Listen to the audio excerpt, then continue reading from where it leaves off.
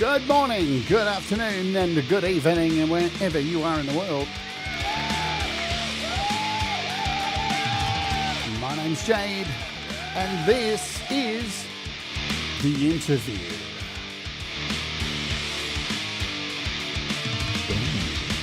And today on the show we have Sander Roscoe Wolff with The Outer Noise. He's a photographer, a musician, a composer, you name it, he's done it. And we're going to kick off with one of his tracks. Get ready for some ambience and noise. Flowers in the rain.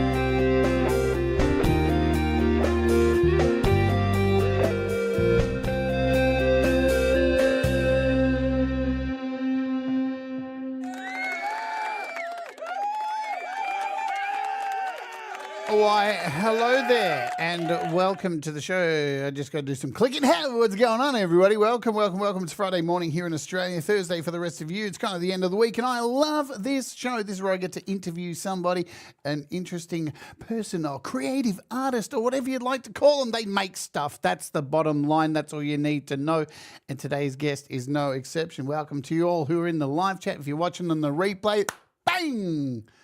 Glad to have you. So, You're doing well. I see you in the chat. What's happening? All right. So this particular artist, I don't exactly recall how we found each other on Facebook. I would say it would be through a lot of the music groups, which are iOS related, I would suggest, and that's how we found each other. And he's been on my radar for a long time. Why? Because, well, he likes soundscapes, he likes weirdness, and he likes a bit of noise in there as well, and I like a bit of that too. And I think you should have a bit of variety in your music styles and all that kind of stuff. So we're going to have him on. That was called Flowers in the Rain, and what a broad and interesting story our guest has had today. So, without further ado, let's get this show on the road. We got 2 hours to kill, lots of music to play, and lots of stories to tell. You're ready to dive in? I'm good to go.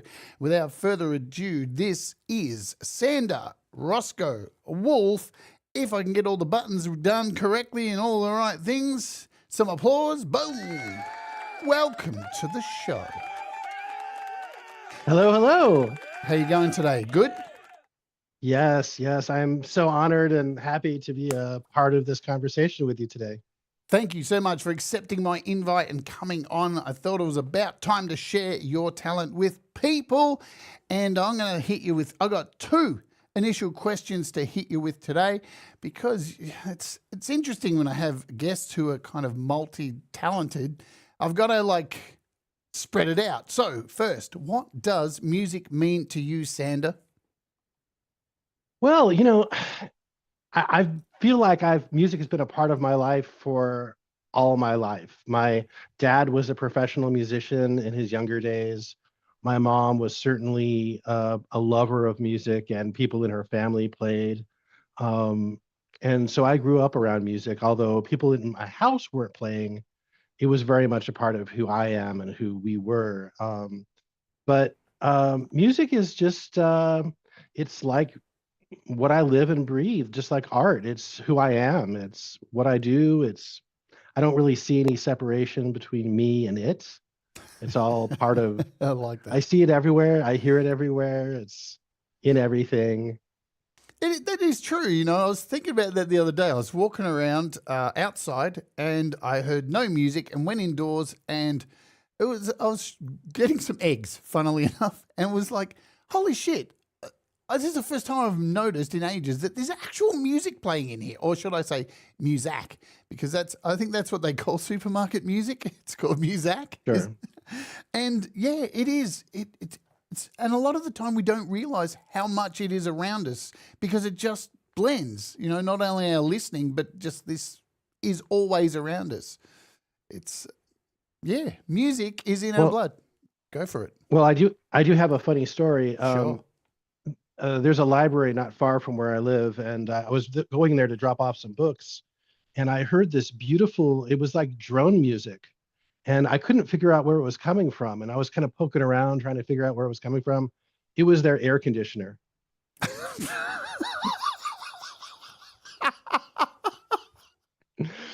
So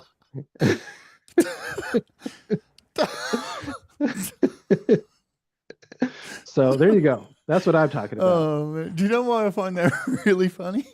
I went to a gig once that had an air conditioner on stage. It was ambient music. They literally had an air conditioner on stage. That's fantastic. It's an interesting style. When you listen, oh God, I've lost my mind now. All right. We'll talk more about this later on. All right, because photography seems like it's a big part of your life as well too. So what does photography mean to you? Because they are married together. Well, I really fell in love with photography when I was quite young. I went to a summer program when I was 6 or 7, and we did pinhole photography using shoe boxes. Oh yeah. And that magic of creating something out of nothing, seeing the image kind of emerge on the paper, and that just led to a lifelong love of photography. And even though I don't use film anymore, I still love the process of thinking about and creating art and visual imagery. And the last little thing that I did photographically. I had 3 pieces in a local art show that were pinhole photographs taken with digital camera, and really just sort of exploring like memory and history, and I was photographing places from my past that had special significance to me, and they came out in a very sort of painterly way, and I really that was a really fun project, I have to say. So I may go back to some more digital pinhole photographs down the road. Photography is one of those things. I always wanted to do it, but it's funny. My brain goes, I'd like to take photos and do that kind of stuff, and then I look through my photo album and go, you've been taking photos your whole life, but it feels like, because I guess maybe it's the same for musicians or people who aren't musicians looking in, going, I want to be a musician. It's just going out and doing it, isn't it? Right. Yes. There's no secret. Of course there's framing and things like that, but art is so subjective and photography is so subjective. Yes. You don't know what people are going to like. Right. And I've seen a lot of like what I consider to be fine art photographers doing work that is beautiful and interesting, but nothing that I would do. Right. And I think people look at my work and they're like, why is that picture blurry? And I'm like, well, I worked really hard to get it that way. Yeah, right. It was so. That's interesting, because so why do you think we? Oh, hang on. How do we oppose this question? Because of that, back in the day, photography would have been viewed as like, oh, that's a beautiful picture. And these days we have so many tools at our disposal. We can take a photo and turn it into something completely different, and it's still regarded as photography. It's manipulation to the point of when is it still a photo and when does it become art? If that makes sense. Well, I like to think that photography has always been art in some form or another. Yeah. And also photo manipulation has always been a part of photography from the very earliest days.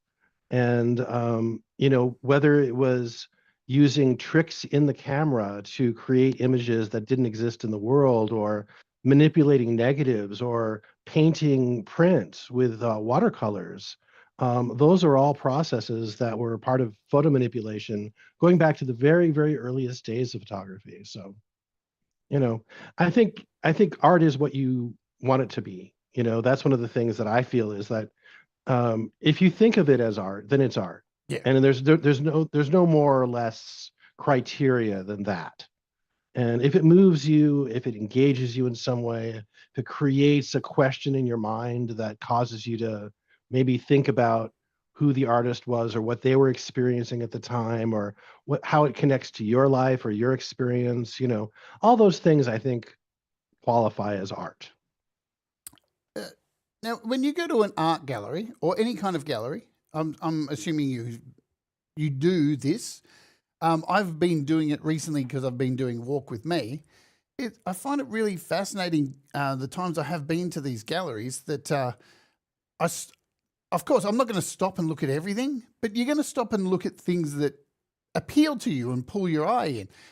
I was at the Melbourne Art Gallery, the Victorian Art Gallery shooting, and because I was there for a long time walking around, I swear I saw some people there who I'm pretty sure didn't look at one piece of art the whole time they were there. They were just meandering around, and I didn't, because we were kind of part of this same group that was walking around, and I just was like, are you even looking at any of this? And perhaps I don't understand why they weren't looking at anything closely. Now, there was heaps of art there that I despised and went, that is gross. I don't even know why somebody would put that out again. And I remember one of those pieces that I thought was horrible. It was surrounded by people going, this is amazing. I'm like, is there something wrong with me? I thought. Well, again, that's the thing about art. That's what makes it interesting is that, and this is true of music, it's true of photography, it's true of painting, anything. Um, you know, it doesn't need to move everyone. It doesn't need to hit Yep. with everyone. And, you're allowed to have things that you like and things that you don't like or just don't appeal to you. That's all okay. And I think as artists ourselves, we have to remember that the work that we do has to be for us first. Yes. And if anyone else happens to like it or find it interesting or even hate it, that's all on them. And um, I feel like if you try to please others in your work, then you're going to lose yourself, Yeah. you know? Or be very And disappointed in people. Like, why don't they like it? I made it for them. But I agree, right, 100%. It's got to be made for you. Because this is the thing, too. Like, you're the one who's got to look back on this art, whatever it is, music or photography or art, and you've got to look back on it, even though we all know, like, once you do something and you put it out there, whatever it is, and you move on to the next thing, most of the time you look back at this other thing, you go, but it's not as good as this new thing I'm doing. It's the well, struggle. also I think too that like for me, and this goes to kind of the point of the art of noise thing, which is I have a restless mind and Mm. I'm always curious. And so those two things together push me to explore different areas of creative energy. It's uh, whether it's photography or videography or writing or music or sound or noise, all of those things are all part of the same thing. I don't really differentiate between them. They're all areas of exploration and creativity for me. I love that because I watched a documentary last night, Sander, on is noise music breaking, what was it called? Breaking down the fabric of music. And it was all about how noise and soundscapes and ambient music uh, is is looked upon by people as lazy songwriting, and so it's not music. And I found it so interesting to hear some of these musicians who were pretty decent musicians saying that no, this is crap because it doesn't have as much like work put into it. It's lazy writing, and it was like, I don't know, man. I've heard some pretty lazy rock albums recorded where it just sounds like paint by numbers. So yeah, I don't know. Maybe it's just jealousy that people are flocking to, especially like I did a show on this too about soundscapes taking over Hollywood at the moment. Like so much music that's being made in Hollywood is not like it used to be melodic, symphonic stuff, a lot of melody, Right. and now it's all broken down to textures and stuff. Why do you think we're shifting musically for movies and stuff into this kind of ambient soundscape kind of mode? Do you think there's a reason we're going there? Well, I'm not 100% sure, but I would guess probably that, as we progress technologically and as a society or as a culture, and there's not one society or one culture, but just in general, as we, move into the future, um, all of us are exploring new ways of being creative. And the other thing, of course, is that if you're writing for symphonic scores, you have to have a composer, you have to have people that take that composition and write it out for the players. You have to hire an orchestra, you have to hire a sound stage to have them perform in, and you have to have all of that editing process. And it's a very expensive thing. And, like John Carpenter, he started doing his own scores because it was cheap. you Yeah, know Uh, yeah. he could do it in his garage on an 8 track, and he made these scores that the first Halloween score freaked people out. It Fuck really oath. scared It people. did. So, and that was the thing is like you hire two guys to sit in their own studio and do like analog or digital textures like Atticus Finch and uh, 9 Inch Nails guy. And they create wonderful scores that cost a fraction of what it would cost to hire, a whole orchestra to play. Yeah, absolutely. That's good food for thought. Money is going to be the reason for a lot of these things in the world at the moment, I think. Sure. Let's move on to the questions we normally ask everybody. So, do you recall the music that was played in your household by your family members when you were a kid? Any standouts, and have they influenced you? So, a list of them, and have they influenced what you do now? Absolutely, 100% yes. One of the albums that my dad had that I became obsessed with as a very young child was an album by Gershon Kingsley and a French guy. I can't remember his name right now. Jacques something or other. Anyway, but it was like I think it was something called the In Sounds from Way Out, and it was electronic music that was meant to sound kind of like popular music. And Gershon Kingsley went on to do Hot Buttered Popcorn later, like in the 70s, I think. And this album was so otherworldly. And of course, I mean, the Beatles, we listened to the Beatles a lot in my house. And I remember as a kid, my mom loved big band music. And so I really do have a love of big band music. And for many years, I worked at a jazz radio station here in town, which was a learning experience too. Yeah, and there's lots of others. I mean, I used to go to the library when I was a kid, and they had a listening area in the library for records. And I would grab the Mad magazine off of the children's section, take it down to the listening area, grab some random records, and just have them play them for me. And I'd listen on headphones. And I learned. Have you ever heard of Professor Peter Schickele or P.D.Q. Bach? No. So P.D.Q. Bach is a fictional character, and it was created by Professor Peter Schickele, and it was comedy classical music. Right. And so like he did all these funny pieces that were spoofs of other pieces. And yep, that's him. And so that was a big influence on me. Just the idea that music could be funny. Yeah, right. And of course, another big thing that I listened to as a kid was the Doily Cart group that did all of the Gilbert and Sullivan pieces. And they were the official like Gilbert and Sullivan performance troupe. And I knew all the songs, I knew all the lyrics to all the songs when I was a little kid. I listened to that stuff obsessively. So, because I thought it was hilarious.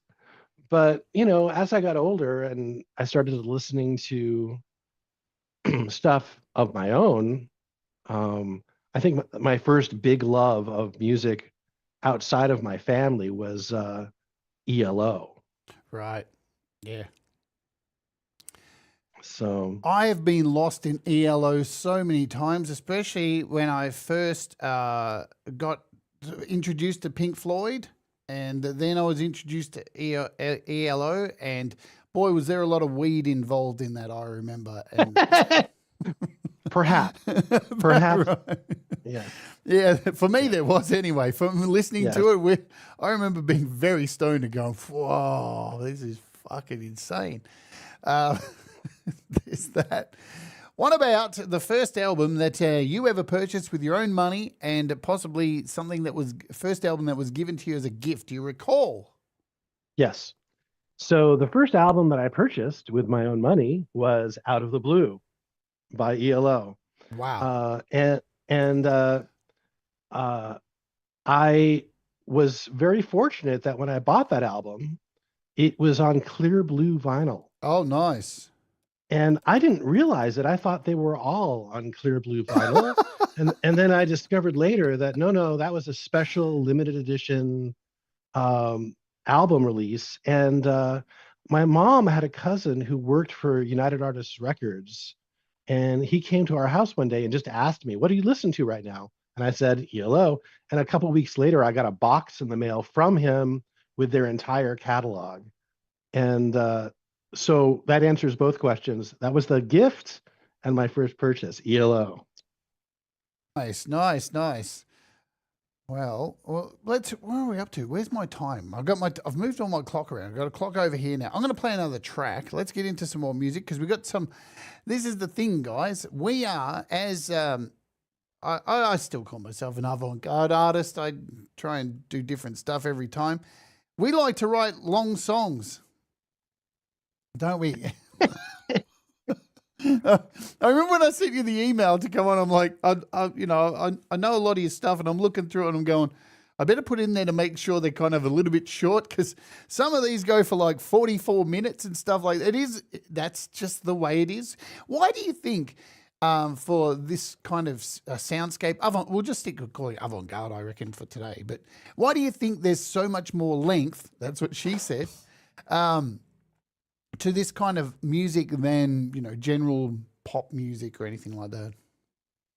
Well, I mean, it's sort of like orchestral music. You're creating a mood, you're creating a scene, you're you have these little moments that come and go, and it's all part of a flow that you're trying to create, or you're just trying to find a mood. I mean, sometimes, like my album Raw Materials, I think what is that we're going to play next? That's what I've got next. How did you know that? Wow, look at that. Raw Materials came from isolation of COVID.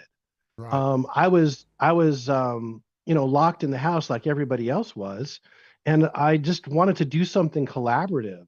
So I actually reached out to 10 musicians that I barely knew, all of whom were professionals who played acoustic instruments of various kinds, and asked them to give me an improvisation in a particular key. And then I took those recordings and in my iPad just completely abstracted them to the point of almost not being able to recognize what you're hearing. Oh, I love it. And I just wanted to do something that was collaborative, something that I could do at home, something that would take me someplace that I had never been before. And that really was the impetus for Raw Materials. Wonderful. I love projects like this. I've been involved in a few of these where you just invite random people come to record with you. You never met them before, and you just make noise and write things on blackboards and colors. People with certain colors play. I just love stuff like that because even though when you do it live too, you may only get like you could record 2 hours worth of material and possibly only get about 10 minutes worth of good stuff, but it's all worth it. Well, I will say that I did know most of these people, Right. not necessarily well, but some of them I knew very well. Yep. Some of them I'd seen perform here, or before times. These are some of some of them are local. Some of them were all over the world. There's a guy from Sweden who I'm a huge fan of, Matthias Olsson, who's an incredible artist and is just relentlessly creating new and interesting music all the time. There's so many people who, I mean, Katie, who plays the bass clarinet, Katie Porter, she's traveling all over the world doing improvised and like abstract modern compositional stuff constantly. And I think when she recorded the piece for me, she was in Germany.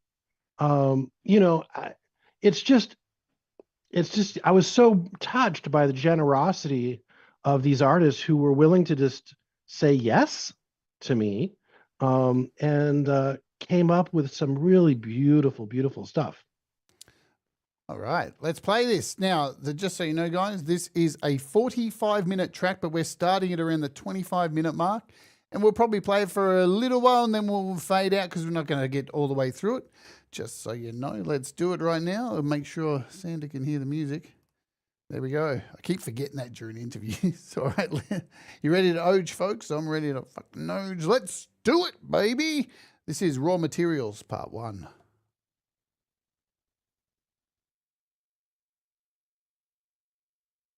If Bandcamp wants to work. All right, we'll give it a refresh. See if Ben Kemp wants to work today.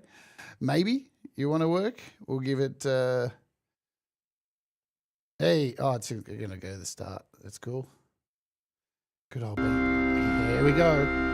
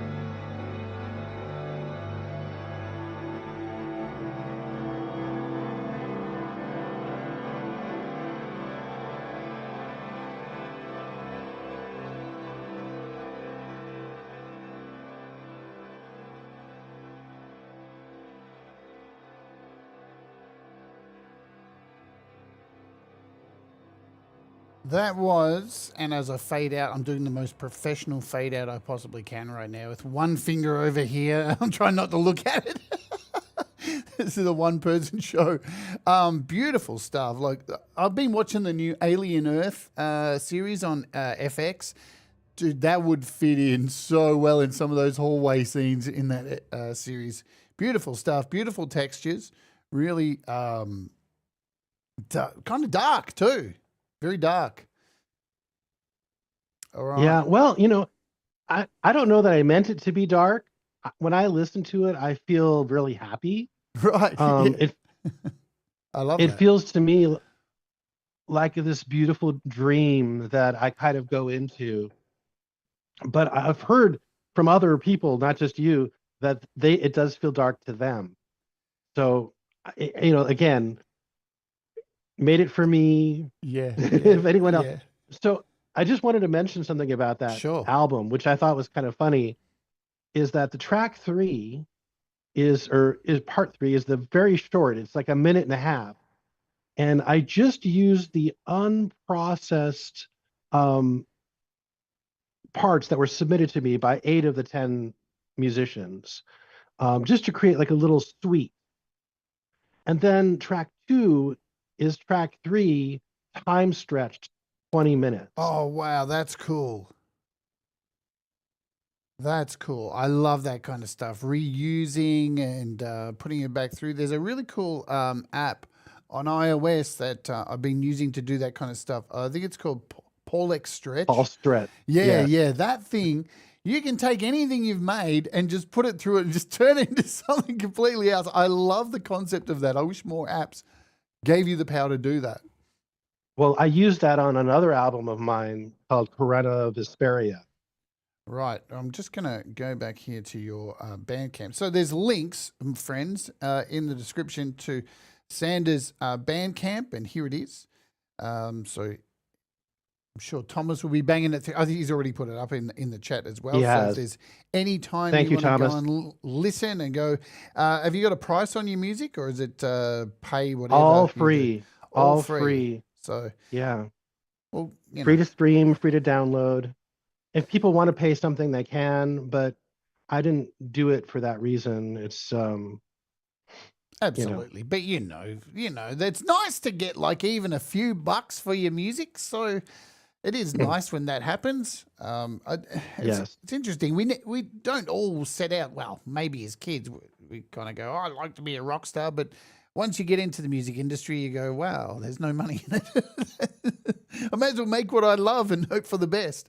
Well, yes, go for it. it's actually more than not having money in it. It costs money to do it. So true. So true. What is that saying? You got to spend money to make money, apparently. So they say. Or spend money to lose money. Yeah, that's where I'm at the moment. It is what it is. What about your first camera? Do you remember getting your first camera? What was it? Yeah, it was a Pentax K1000. Shit, that's a pretty used. Yeah, that's a pretty good camera for a first camera. Yeah, I got it from a friend of mine. He had it and it was used. He got it used, and it's one of those things that you can take to the desert or the mountains, or it's built to be really super rugged. And yeah, that was on my shoulder for decades. And then I finally gave it up. It's funny with cameras. Now, I'm not an expert in cameras, but I've got pretty modern action cameras. That's all I really have, right? But once I got into filming and going out and doing Walk With Me and stuff like that, I started following a lot of photography and video channels. And wow, I didn't realize just how much the secondhand market plays a role in photography. Fuck me, there is a lot of fucking great stuff on the secondhand market. People just buy lenses and people pay pretty good money for lenses that have probably been through about 8 different hands. It blows my mind. Like guitars, that wouldn't happen. It's a few owners maybe, and but yeah, the resale for cameras is just outrageous. Yeah, and certain gear is, very, very expensive, even if it is old, or perhaps because it is old. I've never been a collector Yep. of instruments or gear because I've never been able to afford it. Yeah, ain't that the truth? Um, let's talk about school music. Did you have a school music system when you were younger, and did they force you to learn the recorder? And because you play some of the instruments, and did you learn them at school, or how did you get into learning music? Yeah, I mean, I started in elementary school. I played recorder and violin, and a little bit later, I played trumpet because my dad had a trumpet from his time in the 50s. And I also sang in choir in elementary school. But in junior high and high school, I really didn't do any of that stuff. And it wasn't until I started going to Long Beach City College after high school when I got back into working with music. And you know, uh, I always had a real strong desire to learn to play the piano. And as a kid, my parents actually two different times sent me to take piano lessons, but we never had a piano in the house or any Ah, kind of keyboard, so I couldn't practice. So taking the classes was sort of pointless, you know. right. What about but you did take was it piano teacher nice or were they mean? Oh no, both of the teachers that I had were really lovely, kind, generous people. But when I got to Long Beach City College, they had an electronic music program there, Right. and they had a recording program, and they had a 8-track reel to reel. They had a at the time ADAT was just coming out, and they also had a 16-track studio as well on tape. And in the electronic music lab, they had a Moog 35 and two Moog 15s. Those are the big modular racks. Yes. They also had two Oberheim SEM four-voice keyboards. They had a mini Moog. They had an ARP like string ensemble kind of thing, and they also had an Apple II running a very early software-based digital synth called the Alpha Centauri. And I don't know if you're familiar with the Phosphor apps, Phosphor 2 and 3 No. on iOS. No. Those are actual Am I? Oh, go for those it. are actual those are actual recreations of those 8-bit Alpha Centauri synths. Right. Wait, I'm trying to find it on the App Store. What's it called? Phosphor. Phosfer. P-O-P-O-P-H, I'm sorry, P-H-O, All right. Phos. Uh, see if I can find it. Phosphor. I'm doing a search. This is Yeah, and it's an additive synth. So you add in the harmonics that you want, and ah, it has two oscillators, oops, and that one. yep, that's it. Why Yep, do I not that's it. have this? That is so weird. It's it is so unique. And when I discovered it, it was such a thrill for me to kind of go back and try and recreate some of the sounds that I was making in the early 80s in the synth lab. We really are in an amazing place with apps and such these days. You mentioning all Moogs and all this, we virtually have all this stuff on an iPad these days. When you walked into those classrooms with, I mean, that's a lot of gear too to have in any kind of educational system. Like that's a It was fucking very special. yeah. That Yeah, like it was very special. I wouldn't be surprised if they had the room that had all that gear in it locked the fuck down when nobody was in there because that's a year or two's budget right there for a school these days. Well, I'll tell you that I worked in the synth lab. I was part of my job when I was going to school, Right. and so I had the key.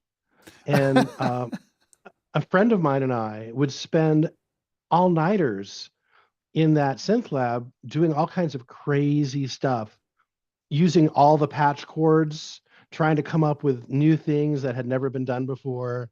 it was really experimental and really fun. And I learned so much on that gear. I still use to this day in my sound design work and all of that, you know. I love that. Thanks, Thomas, for banging the link in there to Phosphor 3. I'm seriously going to have to get that and do a show on it. It's great. It's coming up now. It's in the Spank Bank now. I didn't say hello to everybody who's here in the chat, so let's do that and thank everybody for being here. Folks, if you'd like me to call your name out, let us know in the chat so I don't have to search too hard, and that makes life easier for me. Thomas Christ is here. He's been banging links like a goddamn Bangosaurus Rex, so thank you so much, Thomas. You rock. Pete Johns is in the house. Good old Pete Johns. DJ Big Red. Ali's here rocking away. Forest of the Wolf, Russ 8889. We got Robbie Stingle. We got Denise. Hello to you. Jamie Lynn's joined us. She's late. In the corner now. You're late. That's how we treat people here on this show.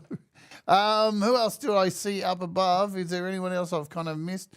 Tremor Bear was here earlier. We got Robert Carlton. Who else do I see? Country Walking was here earlier. We'll scroll back down to the bottom, see if I got anyone else. If I've missed you, I apologize. We're going to move on and keep going on here. So you're in the classroom. Do you meet up with people and start collaborating and putting together music at this time? Yeah, so that was when I really first started recording, was at Long Beach City College, and having access to all that equipment was really fantastic. One of my good friends was Richard Cooper, who now teaches at Cal State University Long Beach, and he teaches synthesis. And one of his good friends, Jesse Nason, who's a teacher at Long Beach City College, rediscovered the Moog 35 in a closet somewhere and has completely resurrected it.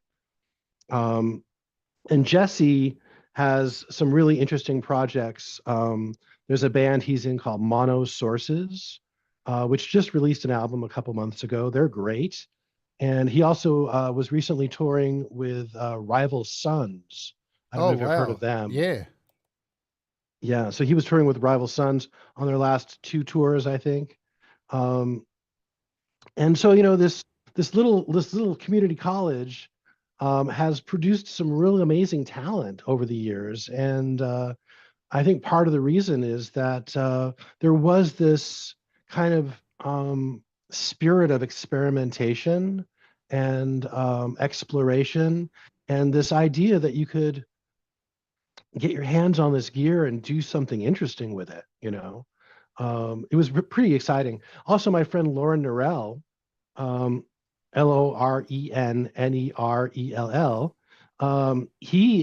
I met him there, and he has an incredible catalog of brilliant electronic music that has been released. He's worked with Steve Roach and Robert Rich and many people who are in that kind of like synthesis world. He's also he studied gamelan from Bali. I don't know if you're familiar with that. No. You should listen to some Balinese gamelan, my friend, because it's insane. Oh, really? It's insane. Yeah. Oh my gosh. Yes.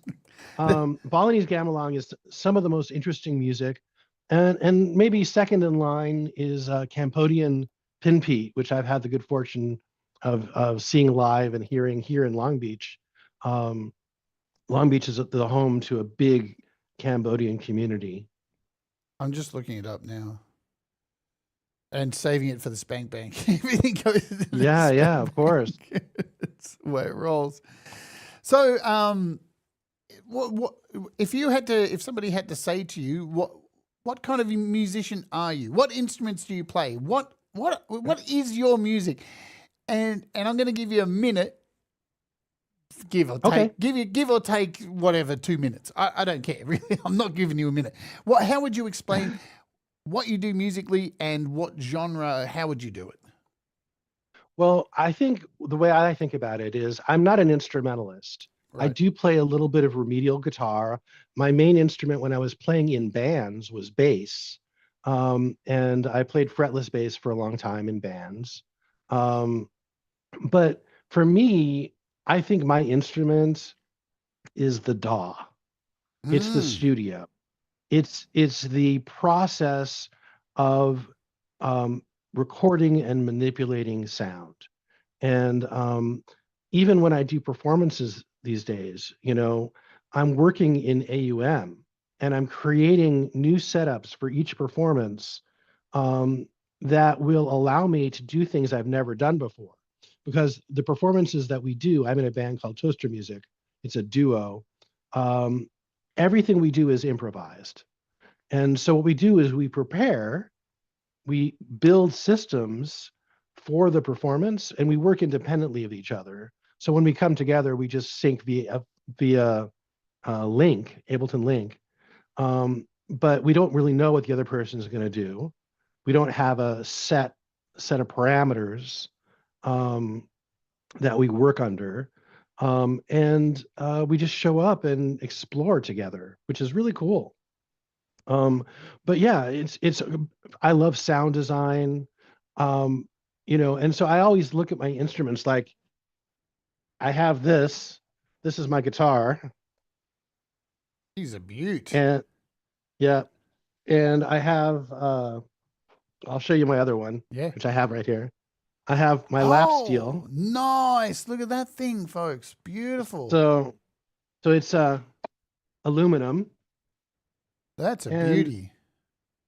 the way that I think about them as tools for sound design, you Yeah, know. I really like that train of thought. It's not often you hear that from somebody when you talk about instruments that the door is the instrument, and it feels like the door is becoming more of that instrument. Like I hang out with Russ and my friend Brad, and that we hang out on a little voice chat thing, and I've been watching Russ make the jump from Nano Studio to Logic Pro and understanding all the differences between and finding where all these things are, because you've got to like an instrument, you've got to master where everything is in the fucking door, or you end up like if you're moving to a door like Logic from something that's a bit more limited, you want to use all the new features, all the features that are now available to you. And yeah, there's so much more to making music than just your regular, bass, guitar, drums, and the door is that instrument. I haven't thought of it like that before. AUM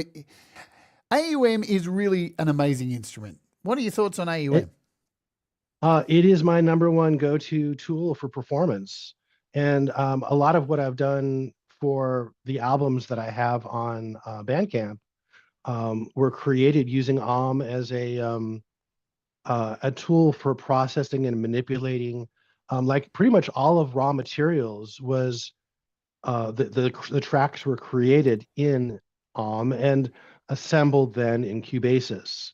Um, that was um, It's fantastic.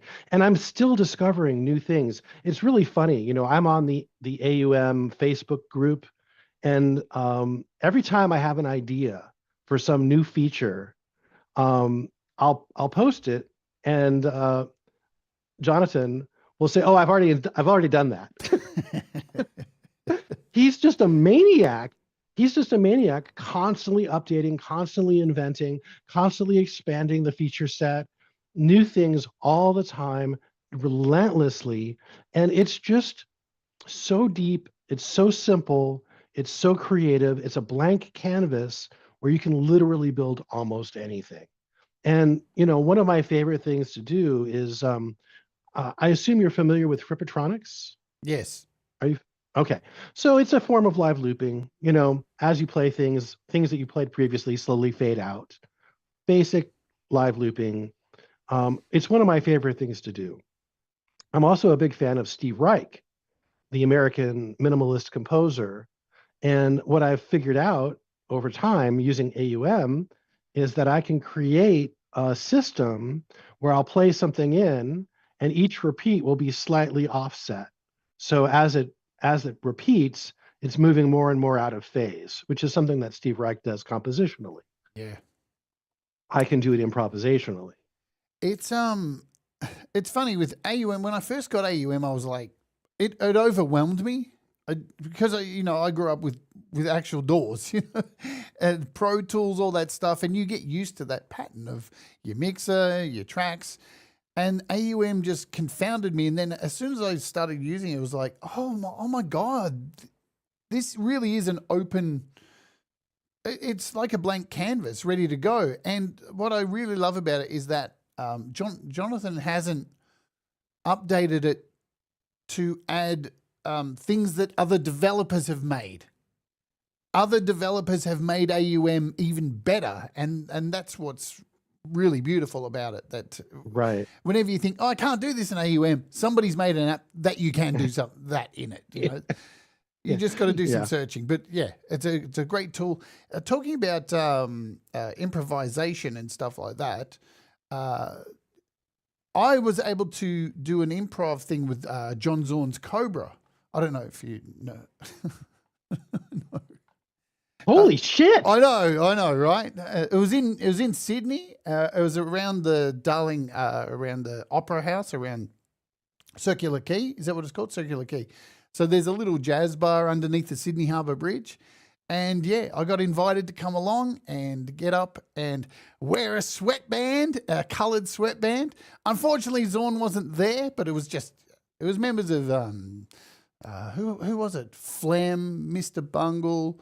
It was wild. It was insane. And walking into that, I knew I knew kind of a couple of them, but it was all just improvisation.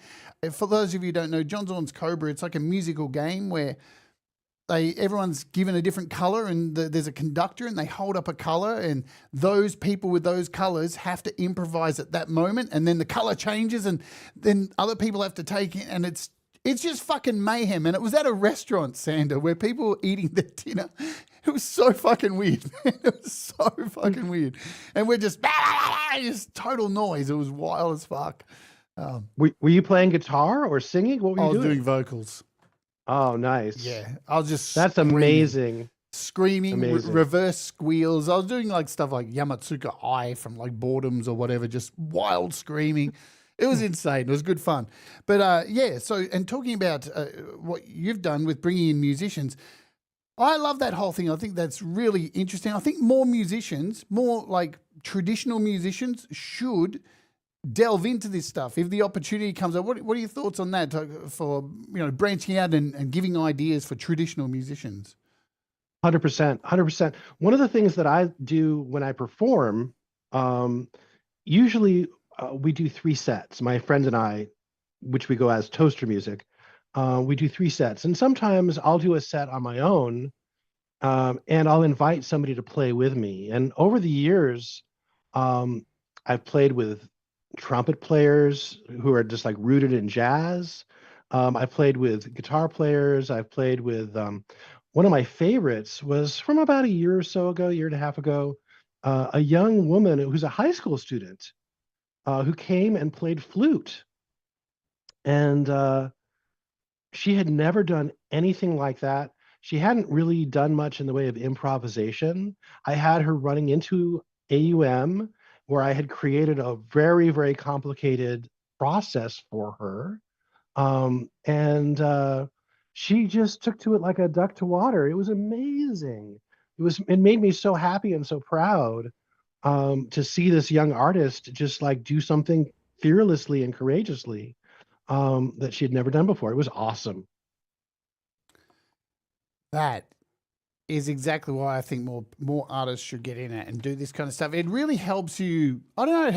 It helps so much learning, or not learning, just experiencing experimental and having to think on your feet immediately for being in the studio. Because in the studio, you come up against brick walls in the studio because you're by yourself a lot of the time. If you're by yourself making music, you got no one else there to tell you, hey, you should try this. So getting into improvisational stuff can really help, create new ideas. I'm a big fan of it. I'm going to play a track. We're at a halfway point in the show. Let's do this. I'm going to play this long one. This is called You Are Infected. Give us the spiel before I play it. Oh, sure. This was created for the Santa Ana Noise Fest about 3 years ago, maybe now. We were still coming out of COVID, and so they hadn't done any in-person performance events in a while, and so they were doing it via YouTube, and people from all over the world submitted videos, and this is mine. Awesome. Let's do it. You ready? Grab a drink, folks. We're going to do 10 minutes here. So let's kick back. I'm going to relax, finish my coffee that's gone cold. And this is You Are Infected. Let's oge, baby.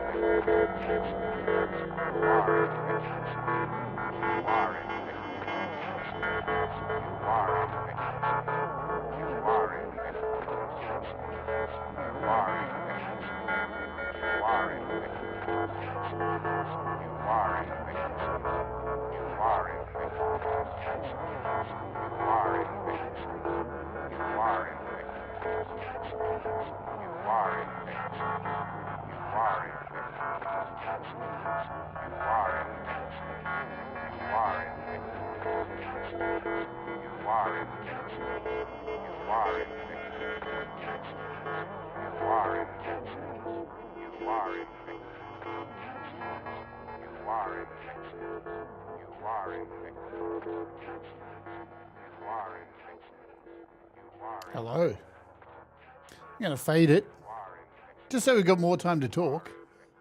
Sure, sure. I'm going to have nightmares of garlic now. Ali asks, what film was that from? Do you know? I believe it's from The Last Man on Earth. Right. It's also the Omega Man, same story. That was made in the 70s with like Charlton Heston, and then Legend or something like that with Will Smith. Ah, yeah. They did it again. Yeah.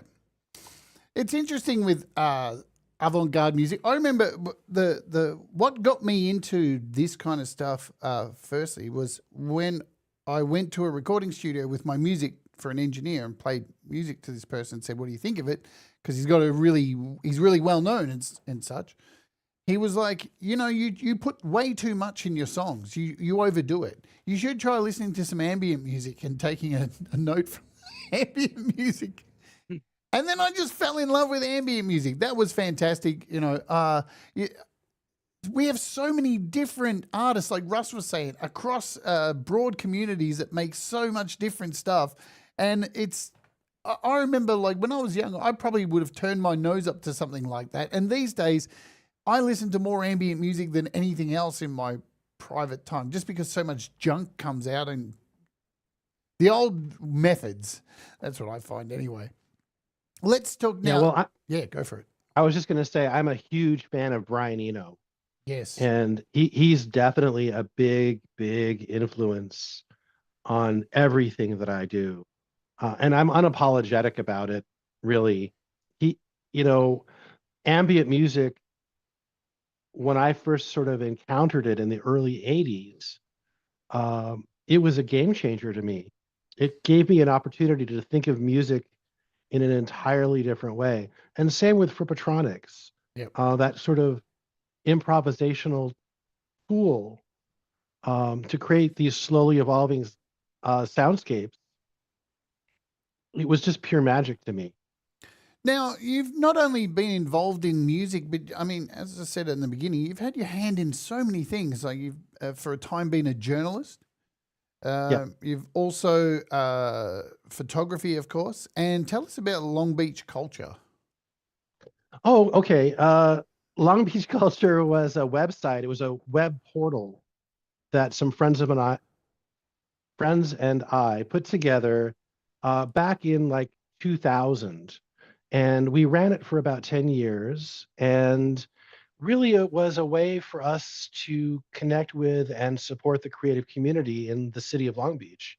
And Long Beach, I don't know if you're familiar with it. It's in Southern California. It's about 20 miles south of LA, and it's right on the northern edge. It's on just over the border of Orange County. And so it's always been this sort of rough around the edges, kind of creative place, and a lot of people come here because there's a strong, really active and beautiful gay community here. We have a beautiful Pride Festival. We've had a lot of music come out of Long Beach. Some really great bands, No Doubt, and several of the members of No Doubt live here. Cameron Diaz was from Long Beach. Sublime, obviously, is from Long Beach. Rival Sons that I mentioned earlier, they're from Long Beach.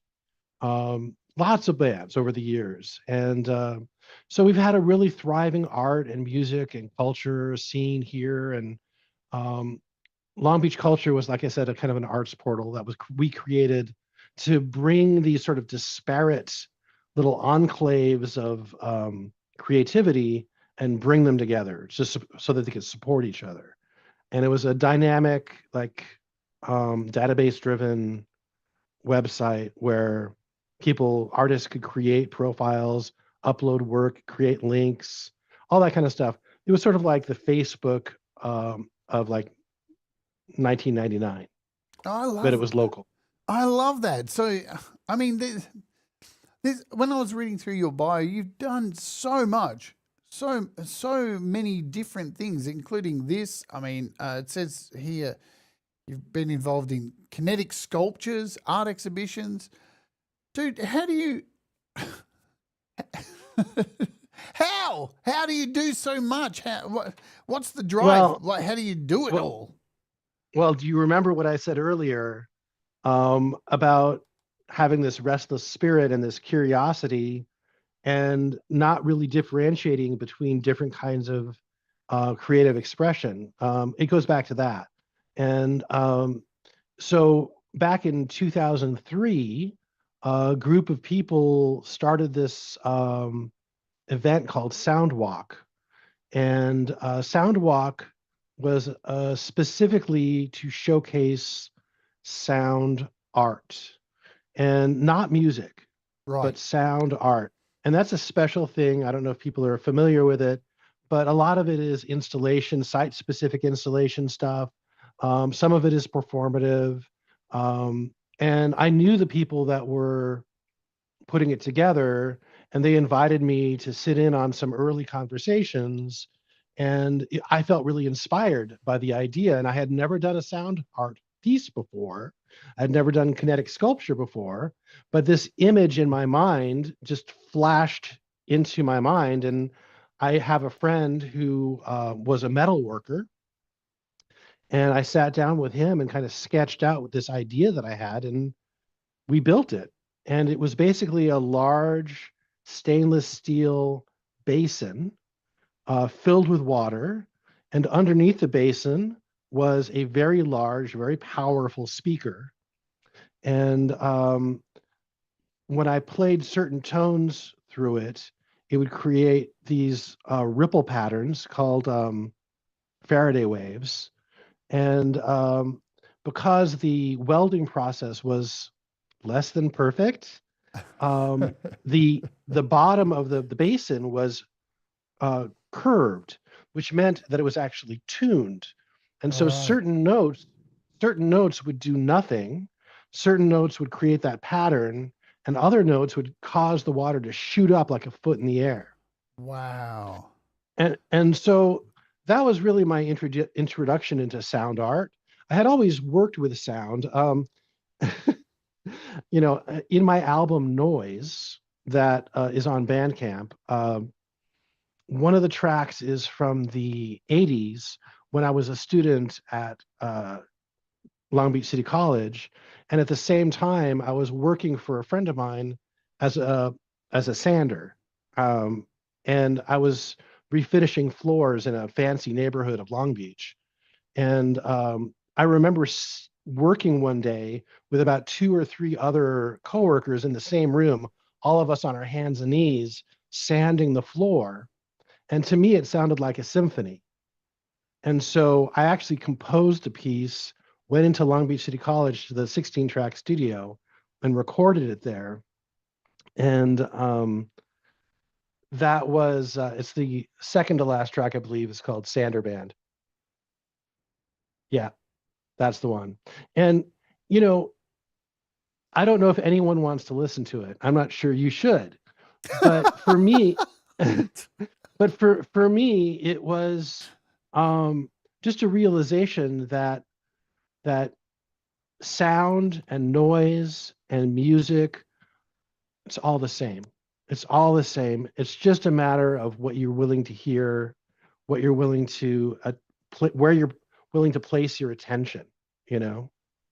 So, Yeah, I've got a friend who does metal work art and some kinetic sculpture as well, and he's a musician. He does similar enough, complete noise, avant-garde. We were in a band together called Utensils. I'm still in that band now, but we started that together. And he does all these art exhibitions that are just fucking wild. It's just these monstrosities of metal and his music, and he's performing his art at his, and these shows are in warehouses and stuff, and so it's really gritty and filthy, and I fucking love going to I miss that whole thing of being involved in those. So if you don't know what kinetic art is, folks, so for an example, these are just examples of stuff that kinetic, so they move on their kinetic energy. That's right, isn't it? Right. And for me, the energy came from sound in the pieces that I was working with. Yep. That's just wild. Yeah.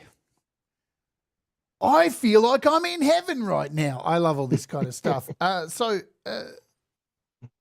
Exhibitions. I mentioned journalism. What got you into journalism? Well, back in the 80s, I was working on campus at Cal State Long Beach, and right next door to where I worked was the student-run weekly newspaper called The Union. And I knew some friends. I had some friends who worked there, and they invited me to write. And because my interest is in music, I started writing about music. And then I discovered that I could call up record labels and say to them, I'd really like to interview this artist. And they'd be like, sure. And they'd connect me with artists. And so I was able to interview a lot of really interesting people. Steve Hackett, the guitar player from Genesis, Robin Trower, the guitar player from England. I was able to interview Fred Frith, who was in Henry Cow and has a long career of his own. He also worked with John Zorn. Yeah, he's amazing. Big fan of his. David Harrington of the Kronos Quartet. Wow. All kinds of different people. Lewis Black, the comedian. Just it goes on and on and on. And I did that. I did that for a long time. And so I started with the Union newspaper, and then I switched over to this publication called the Long Beach Post. And I did that for maybe 7-8 years. So on and off, I would say I started maybe close to 40 years ago now, but I've done it on and off, and I still write occasionally for other publications. I was writing most recently about Scandinavian progressive rock. I love that. So specific. Yeah, look, if anybody, I'm just going to put this out there. If you ever get the chance to do any work in journalism, be it even just like CD reviews or little snippets or things, take it. Trust me, take it. Get involved in it, because it's another avenue that really opens you up to. It's almost like you need to know all this stuff these days as a musician anyway. You need to be an artist. You need to be able to do graphic design. You need to be able to produce music. You need to know about advertising. You need to know how to fucking communicate with people, and how to reach out to people and email and get and organize interviews. There's so much you can learn from journalism, even if it's in a really small role. I started off as doing it for free, and then 3 years later, I was employed and doing it. You just got to get in and do it. I'm going to play another track. I'm pretty sure I haven't played this one, have I? The Drifting Dreams of Dawn. Oh, okay. Do you want a little bit of backstory on this? Absolutely, I do. Okay, so this album came out before Raw Materials. This was my first COVID album, and I had started in February of 2020 doing a thing called February Album Writing Month. It's called FOM. I don't know if you ever heard of it, but it's a challenge that many people around the world do.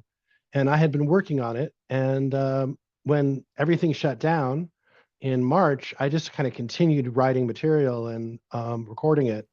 And I had this idea that I would record an album of songs that the lyrics had no specific meaning, that were intended to be intentionally abstract. And this track in particular, it's just one instrument, which is that lap steel that I showed earlier. And the words I invented on the spot. I didn't write them down. I had no idea what was going to come out of my mouth. I recorded the track with the guitar and then just sang over it, and whatever happened, and this is what you have here. Awesome. Let's do it. This is The Drifting Dreams of Dawn. Let's oge, baby.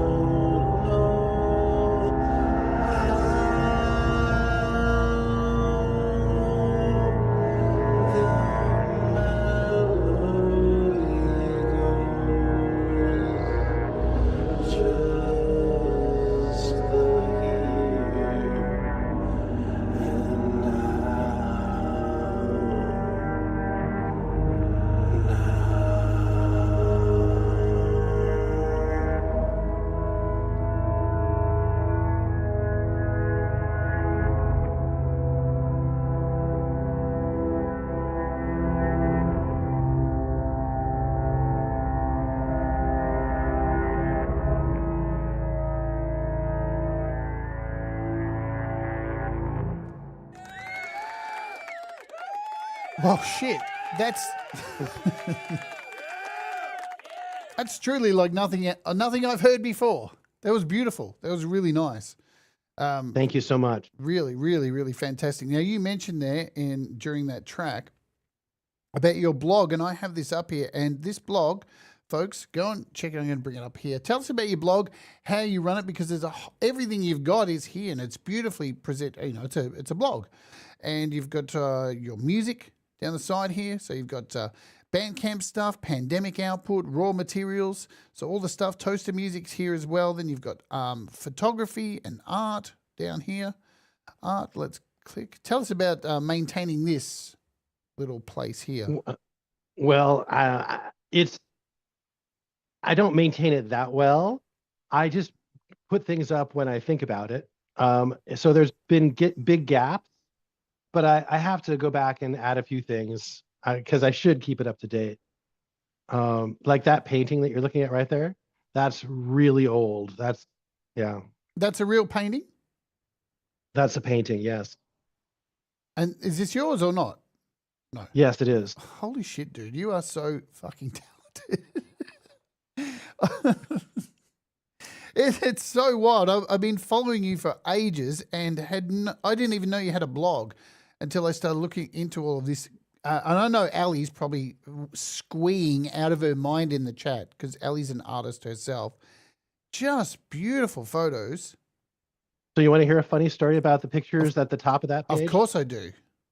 Okay, so those 4 pictures, I was taking those right outside of a refinery, and a police officer rolls up on me and asks me for my ID.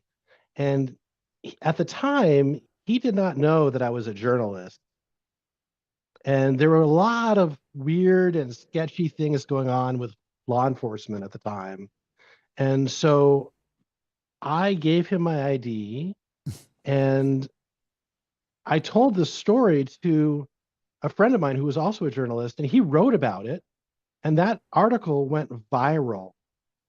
And it had to do with how there was this document going around in law enforcement saying that they had the right to, that photography out in public was a suspicious activity. That's what it was. Ah, yes. And it blew up. And the chief of police at the time was like, why did you make this go viral?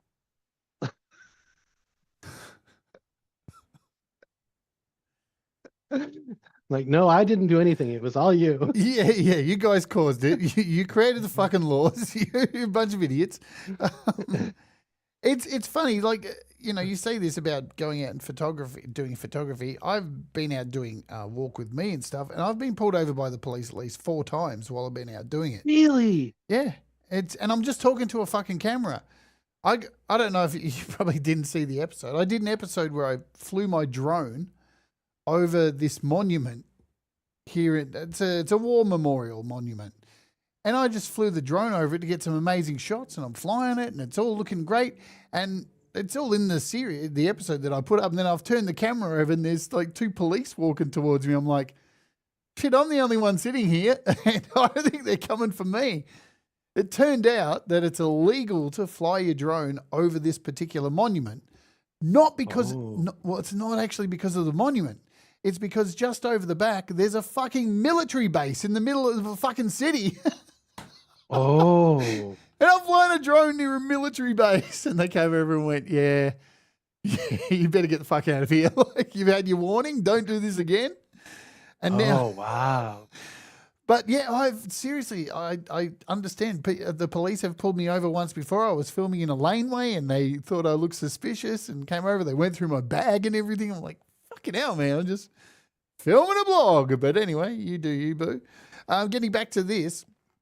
So yeah, guys, I would suggest head over and check this out because, I mean, you say it's not well documented, but I mean, everything's, it's a blog, you know, it's done by date and everything. You've got photography, podcasts in here, writing. There's so much stuff in here because you've been, so you've got, are these your interviews that you've done? Yes. Wow. There's a handful of them there, yeah.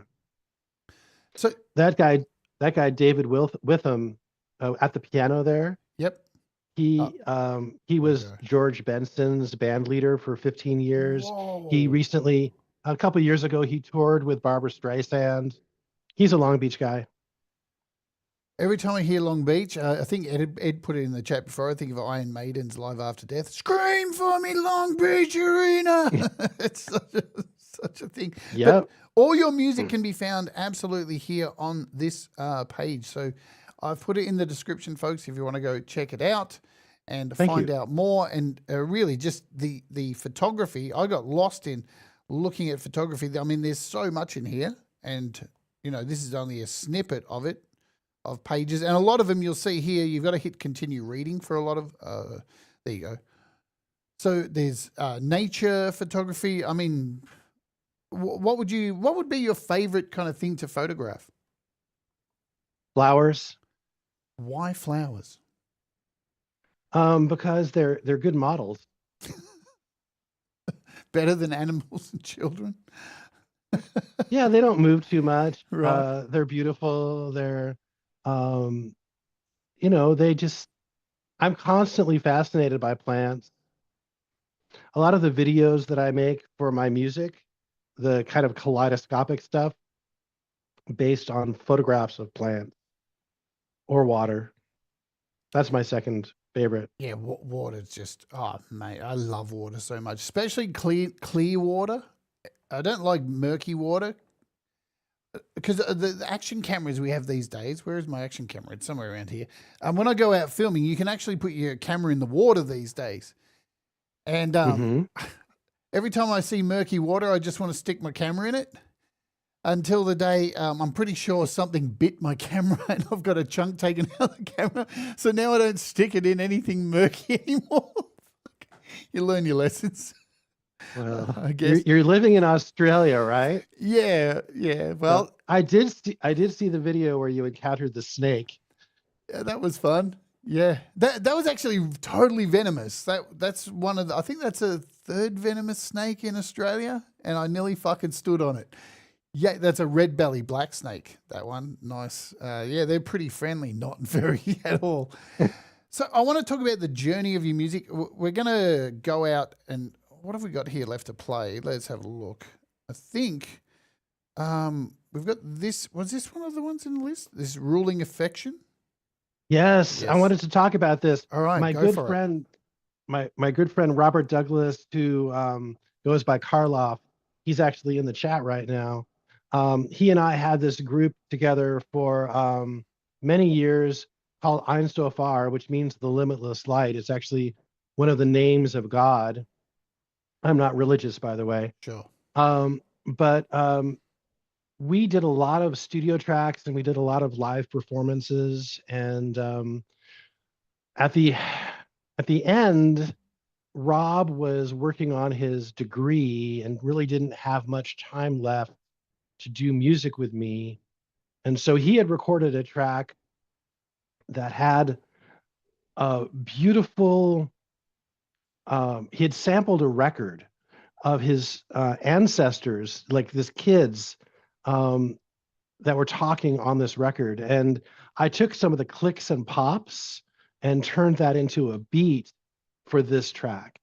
And then I went out and I got two different drummers who recorded music for this track, and also a local trumpet player, Dave Williams, recorded trumpet for the track as well.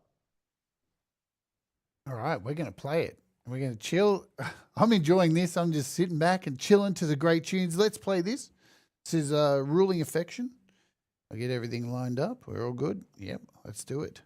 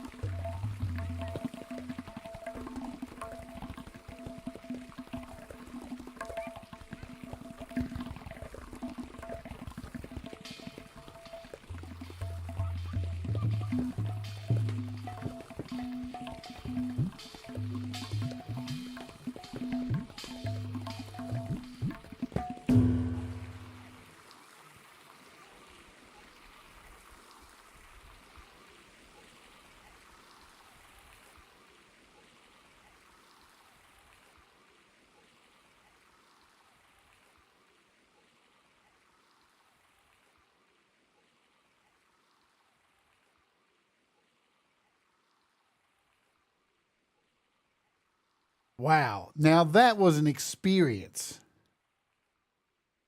Percussive, evoking, so much going on in there, and yet so little at the same time. Like everything's. It's interesting with this kind of music that sometimes things can get lost and become noise, and that was just rad, really, really rad. Thank you for sharing that one. That was really cool. Thank you. Loved it. Now, look, there's so much more we could talk about, but we are getting close to the end. Who have I missed who's here in the chat? I'll give us some quick shout outs and then we'll get down to our last section. I'm just scrolling up, making sure I've Doug Kidder. I don't think I said hi to you, Doug. Hugh, I think I said hi to Hugh earlier. Let's see anyone else. Down here, MJ Cabernas, hello to you. I think I got most people. It did, didn't it, Ed? Fucking wild. Really, really good. I know Ali's sitting there. I'm surprised Ali hasn't smashed her floorboards in excitement. One of the best tracks ever. Beautiful stuff. Really love that. All right. Thank you so much, everyone. So I want to, of course, we're not going to cover, there's so much more that I compel you to go over and read more about Sander's music through the blog, which is in the description. But I want to now talk about your journey from using, I guess we can say, standard recording equipment to moving to an iPad. How was the transition and why? Why did you move from a standard, I guess, PC or whatever it is you're using before to an iPad? Well, I'm in this group, Toaster Music, and it's a duo. And my partner, Sumako, and I were using different kinds of electronic instruments. I was using a K-Oscillator Pro.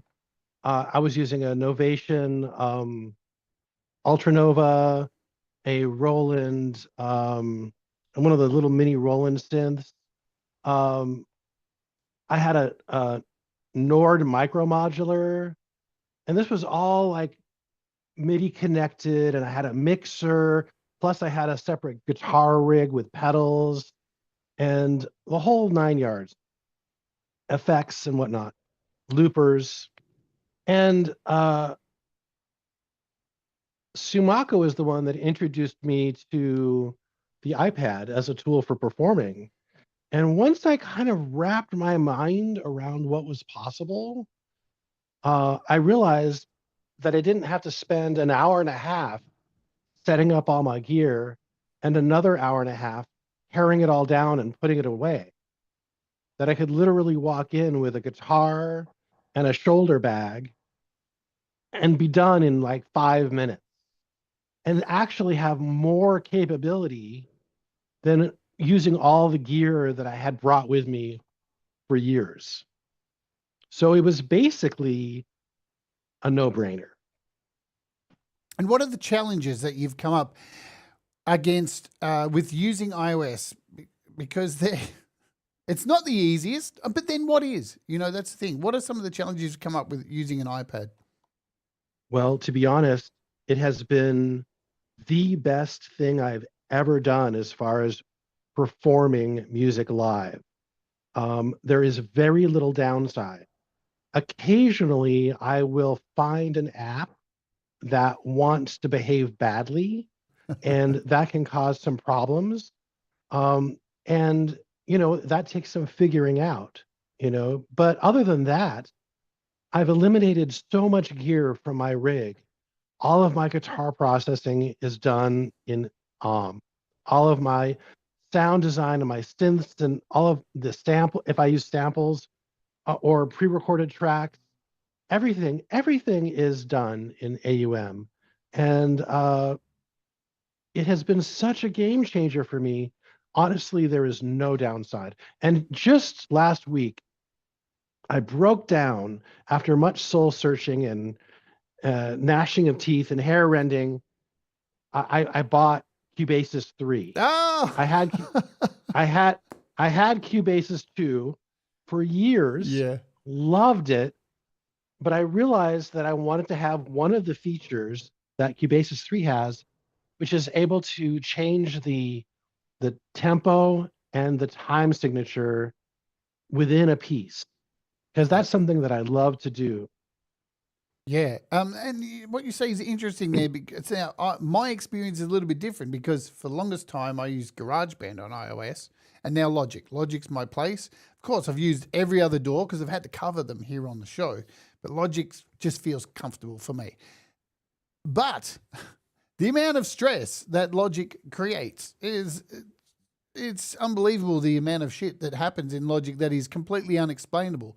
And what you say about AUM is as you were saying that, I'm like sitting here thinking, yeah, right. I can't recall too many times in AUM where I've gone, what are you doing to me? Where in Logic, at least once every session, there's some kind of thing that I just, why? Why do you think? And I will tell you Yes. that I have pushed my iPad to unreasonable length. I have had sessions with over 100 nodes. Wow, that's wild. So I mean, I have this way of working where I have one keyboard controller. Usually, it's just Alm's inbuilt controller, and I will use that to send MIDI data to multiple sequencers or multiple arpeggiators, and that goes to multiple synths. So everything is happening all at once, and I can fade things in and out in real time, build loops, all kinds of things. And it's so fantastic. I can't rave about it enough. Do you have a process that you stick by to start working on a project? Is there like a go-to place to begin something? Does it stem from art or a sculptor or an idea? Or is it all the time different? Are you creating soundscapes and sounds? Well, for me, 99% of the time, it starts with design. And usually I'll pick a single app and start working in that app to create sound design. And it appears like I might have Frozen? locked up. Did I lose you? No, I'm still. Can you still hear me? I appeared. Just leave. Are we back? Yeah, you're back. Oh, You're back. You're yes. back. You're back. Yeah. Sorry. Continue. So yeah, I mean, it all starts with sound design. Yep. So I'll pick an app, work in that app, see how far I can push it, how many different things I can pull out of it. I don't know if you know this or not. I've actually done some sound design for AudioKit for some of their apps. Yes. Pre-launch, and I love that. Yeah, I've done a few too, and it's so much fun making. I'd never made a sound pack before until I made one for AudioKit. I can't remember. I've made for two, I think. And fuck me, just using the software to make stuff in those AudioKit apps is so freaking easy. It's just ridiculous. Yeah. I don't even know if my sounds are good or not. I don't even care. It's just so much fun doing that. Are there any, if you had to throw out 3 apps that you'd use on your iPad, which would be the ones that you'd go to? Well, the one that I use on almost every performance is GeoShred. Yes. I love GeoShred. It's so expressive, and I use it to play different instruments, not just its own internal sounds, but also other synths. I also use the internal sound clean, and then run that through a ton of different guitar processes. I always use the Nembrini stuff to craft my guitar tones. I also really like Valves. Valves has a beautiful quality to it that nothing else gets for guitar. And it makes me happy. I love Versen apps. And his stuff is beyond. It's so smart. His additive synths are so interesting to work with, and I'm barely scratching the surface with them, but I love developing them. Igor Vasiliev. Do you use any of his apps? I have every single one. I'm a big fan. Me too. And I don't use them that much. And I think the reason is that I find ways to mangle things in other ways. But no input mixer Yeah. is perfect for noise. It so is. When I saw he was making an app called No Input Mixer, this is like if you make any kind of noise or soundscapes or anything like that, you at one stage have put an output of a 4-track back into the 4-track and created a whole bunch of feedback and gone, hey, that's a song right there. And to know that Igor, however you want to say it, has released exactly that was like a fantasy come true. No cables, just do it, and it all just feeds back in on itself. And fuck me, you can open this app at any time and hit kind of random, and it just will make you something fucking awesome. Yeah, it's insane. Yeah, it's fantastic. He's a very strange developer. There's another, I can't remember who it is. There's another developer who makes a lot of noise stuff. It's really, I can't think of his name. They're only little weird apps. They're so noisy and weird, and they create digital pops, and it's just, this is the stuff we used to do when I was a kid, you know, and younger. I say a kid, I'm pretty old now. But yeah, to do this now with an app it blows my mind still every day. You know, I say that on this show. I'm not trying to sell you apps on this show. That's not the goal. I'm still just like a kid going through them going, can you believe this? It's on a piece of glass that I can hold in my hand. What the fuck? The iPad truly is amazing. And I just want to say, once again, thank you sincerely and truly for all the great information and insight that you've shared on your channel. It has helped me to become a better artist in this medium. So thank you, truly thank you. Thank you so much. I'm so glad that that's what I do makes some kind of sense. Thank you for your great music. The last thing I want to touch on before we play our last song is, so not only all this stuff that you've done, you've composed music for films as well, haven't you? Yes, I have. There's a friend of mine, Rob from I'm So Far, who's a filmmaker, and he has made several films. I did music for one of his films called In the Heart of Brahma, and it was a traditional score with strings and acoustic guitar, and it was based on a segment of audio that I grabbed from the documentary of these two guys in Mexico who are sort of playing flamenco guitar in a dance studio. And I took that and I slowed it down, time stretched it, and that was the basis for the whole composition. Yep, that's it. Wow. And on what is this? IMDb too. Is there anything you haven't done? What? Look, with all this stuff, it blows my mind that I haven't seen you in other circles I hang out with this kind of, music and such. What else can you possibly do? Have you got plans to do other things going forward, or do you feel like you've reached your pinnacle? What's next? Well, like I said, I'm restless and curious, and that will always drive me to push me in some new direction.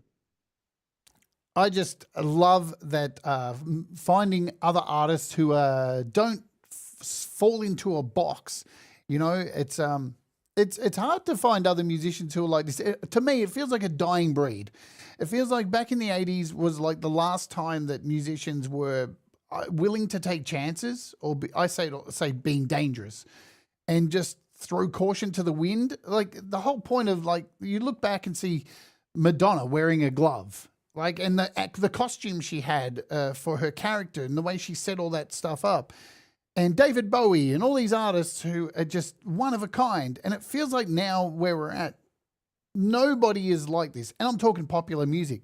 But then under the current, under the blanket of the veil of like marketable, generic shit that we're fed as like art or pop music these days, there is this going on. There are all these unique artists. And you are one of these people with so many of these other people that most most of us have not heard of that you've mentioned today, creating this wild stuff, being mavericks, being dangerous. So I commend you for that. Thank you, sir. Thank you. It's all right. let's. Sorry. No, hey, mate, it's all right. We talked about this at the beginning, didn't we? We are getting to the end, my friend. So Yes. now I have to go out today, so I'm going to wrap this up quickly. Thank you so much for coming on. There's so much more we could have covered here today. It's ridiculous. So much more. I'm going to say go over to Sander's blog and read more and more and find out more. We're going to go out today with a track that I don't have I literally don't have a time limit for. Let me just bring this up here, and it is this one. Let me make sure it's this one. There we go. It's that one right there. All right, I'm going to stop it right there. So this is actually a 31-minute track, I'm pretty sure. And this is live score to Metropolis. Tell us about this. This is Toaster Music. We were invited to perform a live score to the film Metropolis at a theater in Santa Ana, which is where the Santa Ana Noise Fest takes place. And my friends Tumako and I, again, prepared ourselves separately and came together and just did this. This is what happened. I love it. Now, I've got one more question for you that we ask everybody here on the show. If somebody was considering becoming creative, when do you think would be the best time for them to start? The minute that urge hits. Yeah, baby. And that's it. Just go for it. Just do it. Just stop thinking about it. And you know what? Here's another thing. If you're fucking like looking at music and thinking, how can I get involved? There's no better time than now to start learning. Because learning things is awesome. That's why I do this show every single day, and not to sit here and sell you anything, but to encourage people to learn to do new things and be a musician, be an artist. There's so many resources out there for you to pick up and begin, and then find your own path as a musician yourself, as an artist, or just going against the grain of art. Yeah, that's where I find so much peace and joy and happiness when I see people taking art and going, fuck you, I'm doing it this way. And we need more of that. This is the live score to Metropolis. We're going to go out. I'm going to play it for a period of time, and then we're just going to fade it out. What have we got? I need to tell you what's coming up here on the channel. We have tomorrow, we're taking a look at this thing. It's called, where are we?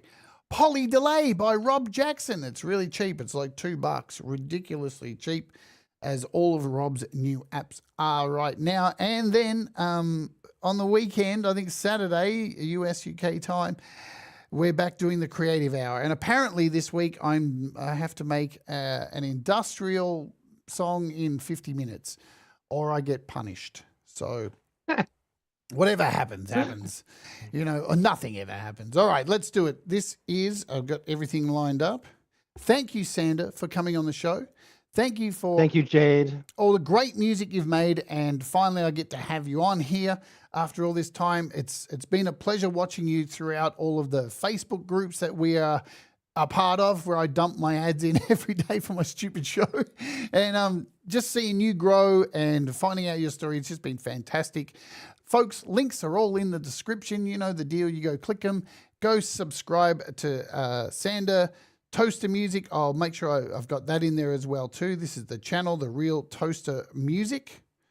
And let's go out with this. Folks, do the things that make you happy. Mistakes make you better. We'll all rise together. And this is Live Score to Metropolis. Let's Oge.